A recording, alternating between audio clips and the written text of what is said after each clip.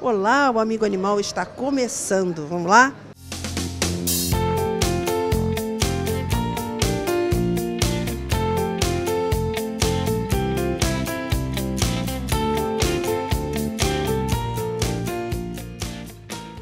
A gente já escutou falar de uma doença chamada botulismo. Quando a gente fala botulismo, a gente associa uma doença em seres humanos. E associa também a palmito, né?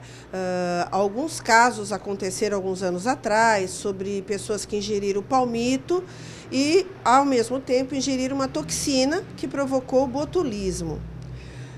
Agora, a gente nunca ouviu falar nessa doença em animais. Por isso eu estou aqui hoje, do lado da doutora Paloma Paim, que é uma das veterinárias da Coordenadoria de Proteção à Vida Animal, aqui da Prefeitura de Santos, que vai explicar para a gente, primeiro, obrigada Paloma por estar com a gente mais uma vez, e primeiro, o que é o botulismo? Como é que a gente adquire botulismo?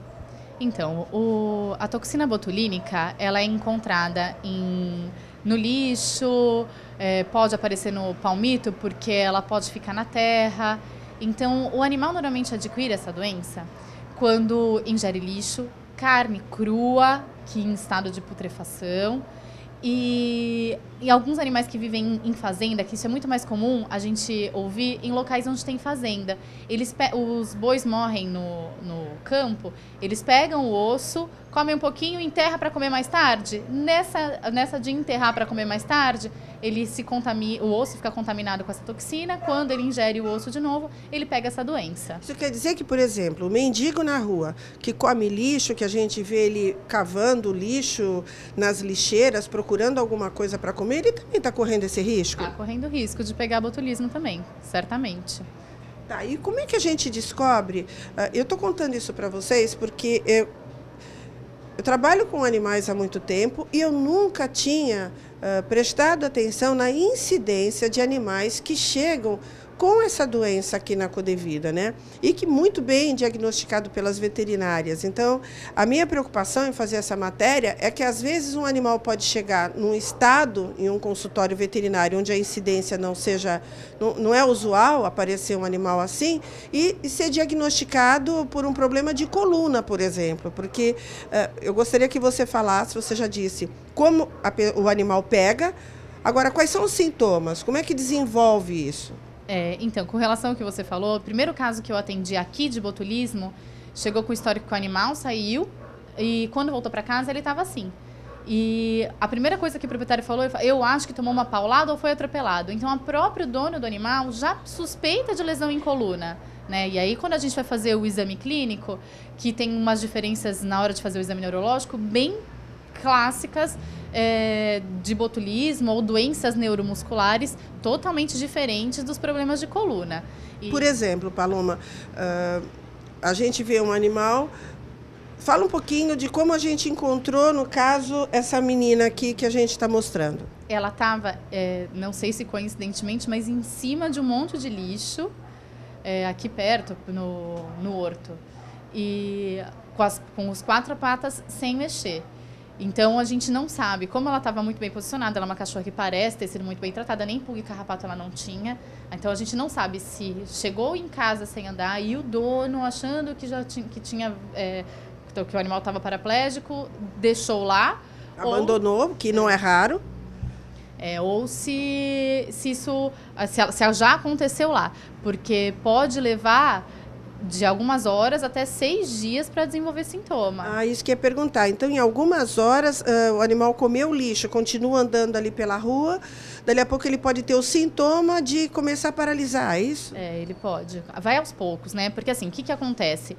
Essa toxina, ela inibe a liberação de um neurotransmissor. Então, o que esse neurotransmissor faz? Faz o nervo mandar o músculo contrair. Então, quando não tem esse neurotransmissor, ele não consegue fazer essa conexão. Então, manda, mas o músculo não contrai. Então, o cérebro está mandando, anda, mas o músculo não responde. né? Então é isso que acontece. Normalmente ele acomete primeiro as patas, e aí vai primeiro as patas de trás, aí as patas da frente, aí pode acometer musculatura de bexiga. Então, por exemplo, ela não conseguia urinar, não conseguia contrair a bexiga. Então a gente tinha que sondá-la todo dia, 3 vezes por dia. Às vezes a gente fixava a sonda por um tempo. Tem animal que não consegue defecar, tem animal que urina o tempo todo porque aí perde o esfíncter e aí não consegue segurar a urina. Tem animal que perde a contração da musculatura da face, então perde os reflexos. E o que mais grave que pode acontecer nessa doença é a paralisia da musculatura respiratória. E aí o animal morre por falta de ar. Então, se não é atendido, ele morre por falta de ar. Paralisa aqui, então, ele não consegue. Ele não, esse paralisar. movimento que exige a musculatura para respirar, paralisa também. Inclusive o diafragma, porque ele é um músculo respiratório. Então, pode paralisar. Pode paralisar o esôfago e o animal ficar vomitando tudo que come, não conseguir deglutir.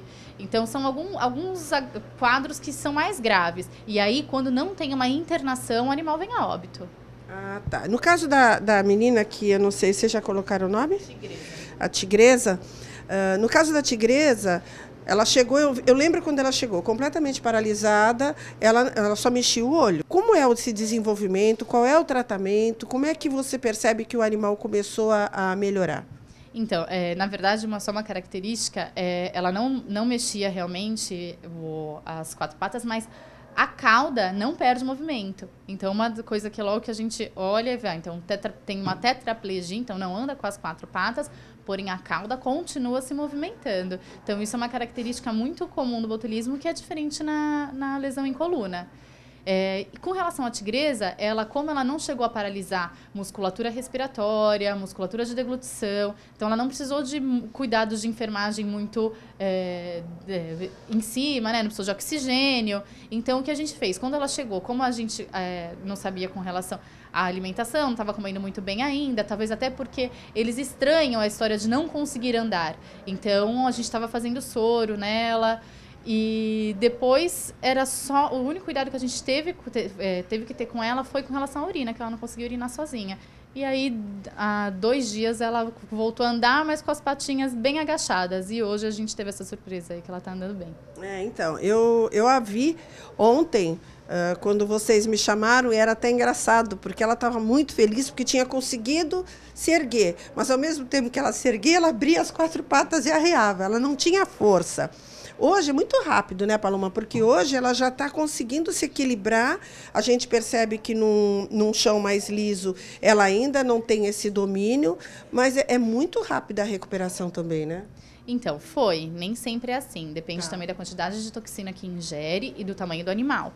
Ela é grande, gorda, e não deve ter comido tanta toxina assim para chegar nas outras musculaturas mais importantes. E agora, então, com ela já está castrada?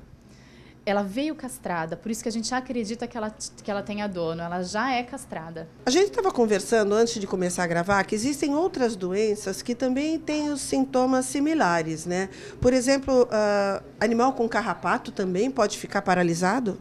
Existe uma doença que a gente chama popularmente de paralisia do carrapato. Então, um animal com uma grande infestação de carrapato tem uma sensibilidade à saliva do carrapato. A saliva do carrapato sensibiliza essa junção neuromuscular e também não permite a contração do músculo. Os sintomas são bem parecidos, mas a recuperação normalmente nesse quadro é mais rápida ainda. Tirou o carrapato, normalmente em 1 hora o animal está em pé. A não ser que o animal já esteja com essa infestação, com paralisia, há mais tempo. E aí já tem uma atrofia muscular, aí precisa de fisioterapia, tudo isso para voltar a andar. Mas é bem parecido os sintomas também. O animal não consegue andar com as 4 patas, porém ele continua sentindo, tem a sensibilidade normal nas 4 patas, que é o que é diferente da coluna. Então, por exemplo, a coluna a gente tem uma fratura no meio da coluna. Aí, se é uma coisa grave, o animal nem sente as patas de trás, porém tem reflexo. Então, a gente belisca, ele puxa a pata, mas não sabe o que está puxando. Não está sentindo dor. Nesse caso, não, o animal não consegue puxar a pata de forma alguma, porém, continua com dor. A gente belisca, ele chora. Tá. A gente tem um outro caso para mostrar para vocês, de uma cadelinha que o final não é tão feliz assim.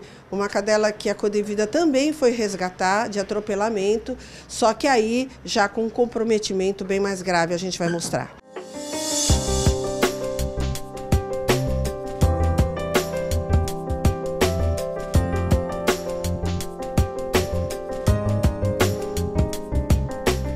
Essa aqui é a Catarina, é um segundo caso de paralisia, mas não tão feliz como o caso da tigresa, né? A Catarina foi vítima de um atropelamento que a Codevida resgatou.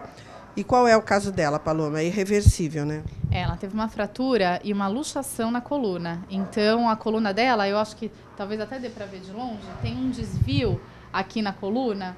Então, a gente sabe que a medula, a coluna dela tá assim. Então, a medula dela tá totalmente sem função já, porque o canal medular foi totalmente obliterado, assim. Então a medula não passa mais comunicação daqui dessa região lá para trás, né? Isso, ela não sente nada aqui, ela não sabe que a gente está tocando na perna dela, ela não tem nenhuma sensibilidade, ela é meio ainda arisca, gente, porque ela está aqui há pouco tempo e não entende, né? Associa negativamente a gente. Ela está aqui paralítica sem poder andar. Então, na cabeça dela, a gente também é responsável por isso, né? E ela não tem nenhuma sensibilidade nas patas, no rabo, nada. Não, ela vai ser um animal paralítico. Já é um animal paralítico e a gente não tem como reverter esse quadro. É uma menina jovem e ela vai poder usar cadeirinha? Ela pode. Daqui a uma semana já tem como andar na cadeirinha. Então, gente, a Catarina é um caso de um animal que deficiente, com necessidade especial, que vai precisar usar cadeirinha, mas entendam, um abrigo, seja ele público ou particular, a não ser que seja um abrigo onde haja uma área específica delimitada para animais com necessidades especiais, é totalmente... Não tem condições de manter um animal desses aqui. É sofrimento para o animal ele ficar num cercadinho onde ele sequer vai poder usar a cadeirinha para poder se locomover de um lado para outro. Então, a Catarina é uma cadelinha para adoção.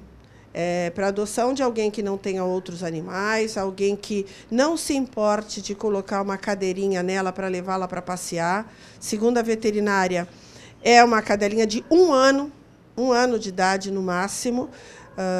Aí a gente pergunta, será que é certo? Será que é certo manter um animal vivo nessas condições? Sinceramente, eu particularmente, como amante dos animais, não sei. Eu não saberia responder isso. É um conflito, a gente olha nos olhos, acha que não, tem que manter vivo. Por um outro lado, a gente acha que é egoísmo manter um animal assim. Então, é muito difícil, é muito difícil. A gente está dando uma chance para ela, que ela tenha um lar onde ela possa ter um pouquinho mais de espaço, né, Paloma? E assim, o importante falar com relação à cadeirinha é que as pessoas muitas vezes imaginam que a cadeirinha é a solução porque o animal pode colocar de manhã na cadeirinha e tirar à noite. Não é assim. A cadeirinha funciona para passeio, né? Então, durante o dia, o animal tem que ficar num lugar acolchoado, num lugar apropriado. Mas se ele ficar o tempo inteiro na cadeirinha, ele não aguenta, as patas da frente não tem força para isso. Claro, claro. Então é isso, gente. Essa é a Catarina. Um outro caso de pessoas que deixam o cachorrinho e dá uma voltinha para fazer seu xixi e cocô na rua, porque ela gosta muito, e fica assim, paralítica para o resto da vida, né? É por isso que a gente briga tanto quando a gente recebe pessoas aqui que falam, atropelaram. Dentro de casa não estava. Então, se atropelou, a culpa é sempre do dono. É sempre do dono. Então, vamos ter cuidado, vamos manter os animais dentro de casa, não tem essa de dar uma saidinha, porque uma moto em velocidade pode passar e não dá tempo de mais nada, e nem sempre é num horário onde você encontra uma clínica veterinária aberta, ou nem sempre a gente tem condições financeiras para custear um tratamento de um animal desse, que, nesse caso, é irreversível, né? É só uma cadeirinha mesmo agora. Agora é só uma cadeirinha mesmo. Sem contar a escara, né? Que já está com escaras, que precisam ser cuidadas também. Mas vamos lá, é mais uma chance que a gente está dando para ela. É uma cadela para adoção, para alguém que tenha disponibilidade para passear com ela, pôr na cadeirinha e levá-la para passear. Tá bom? Tá aí, mais uma história, e essa aqui a gente espera que seja com um final feliz.